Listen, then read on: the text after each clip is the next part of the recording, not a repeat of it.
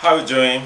Uh, Now we go to the second volume of the biography on Dostoevsky, written by Joseph Frank. And now we have the years of probation.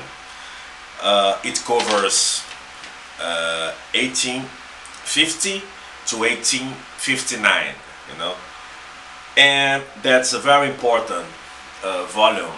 All of them are important, but this is special because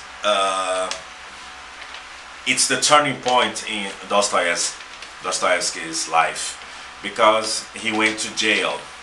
He was, and that story is very interesting to say, because he was arrested for taking part in a group called the Dostoievski group.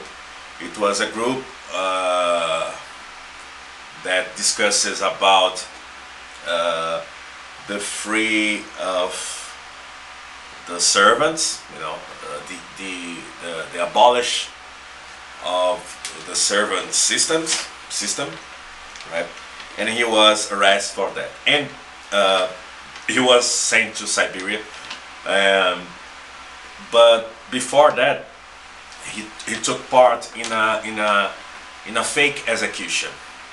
The Tsar of the time was Nicolau I, I guess, and he went to the gallows pole. You know, actually, it was not a gallows pole. It was he went to the shooting group.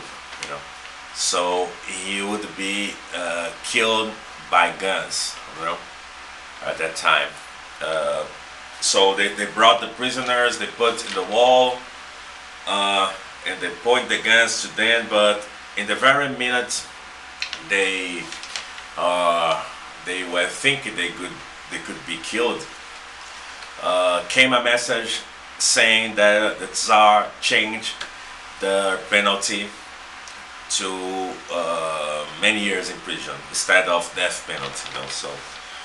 And some people say that this situation led Dostoevsky to have to develop the epilepsy. You know, we are not really sure about that. You know, and he said, but when he got in jail, you know, he says something about how literature helped him when he was there. You know, he was not allowed to have books at the beginning, but as we know, you know, time changes and he starts to get it. And he says something like, I feel incredibly happy with any book, mainly for its free effect of interpretation of my own thoughts with other people's ideas, or recognize a thought in a new way.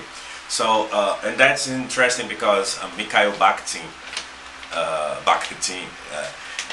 studied a lot about Dostoevsky and this thing about the dialogue with the work of art, you know. So and I totally agree with both of them. When you read a book, you feel like talking to somebody and listen to somebody talking to you. So it's a dialogue, that's for sure. You know, for example, sometimes you read a book and there's a passage, a moment in the book, and then you just laugh, and the feeling is like the same as your friend telling a joke for you. You know, sometimes it's even stronger. Depends on what you read, you know. And so in this time, it was the real change for Dostoevsky, you know, from a noble student. He studied military engineering in Russia, St. Petersburg, I guess, to this deep analyst for human condition, you know, and this stint in prison, you know, but put him in touch with for example, he felt disrespect by the rural prisoners that saw him as an elite boy, you know, a man for the as an enemy, actually, you know. And he tried to do some things to be accepted by these people, but he couldn't, you know. And there's a moment when he was doing uh, trying to reach them, but he was put out of this because he was not considered to be there. Uh, and so it broke a little bit the image he had of the farm workers, that they integrate people in the group. So he felt like he was treated differently, you know. But it didn't break his vision about because he had an idea. In Russia, they had um, groupings of people. They have this society strategy to live. They call Obitchina, RTL, and we can see this as a previous socialitarian society, you know.